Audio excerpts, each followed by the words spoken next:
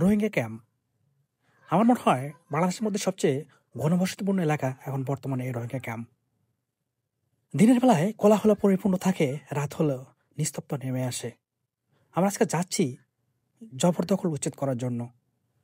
ডাব্লিউ1 ক্যাম্পের in charge sir, আমাদের range কর্মকর্তা স্যার বরাবর একটা চিঠি ইস্যু করে যে কিছু অবৈধ জবরদখলকারী আমাদের বন বিভাগের জায়গা জবরদখল করে ঘর নির্মাণের কাজ করতেছে। তারপর শুরু হয় রেঞ্জ কর্মকর্তা স্যারের সশরীরে নির্দেশনা এবং সেই অনুযায়ী আমরা কাজ করি।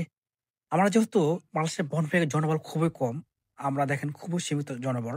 তারপরে কিছু স্থানীয় লেবারের সঙ্গে করে এই ঘরগুলা জবরদখল উচ্ছেদ করার চেষ্টা করি। আমরা অবাক লাগি কিছু মানুষ যখন তাদের স্বার্থের জন্য এই বন কর্মগুলোকে নেগেটিভভাবে উপস্থানের জন্য চেষ্টা করে। ভাই, আপনারা আসেন, আমাদের সহযোগিতা করেন, কারণ আমরা বন বিভাগের বনকর্মী খুবই কম। আসেন, আপনাদের সহযোগিতা, চেষ্টা এবং সম্মিলিতভাবে কাজ করি, তাহলে আমরা দেখবেন আগামী প্রজন্মের জন্য একটা সুন্দর পৃথিবী আমরা দিতে পারবো। যারা বনভূমি জবরদখল করে তাদেরকে আমরা সবাই মিলে প্রতিরোধ করার চেষ্টা করি। আমাদেরকে সহযোগিতা করেন। বাংলাদেশের বন বিভাগ সবসময় চেষ্টা করে সর্বোচ্চ দিয়ে জবরদখল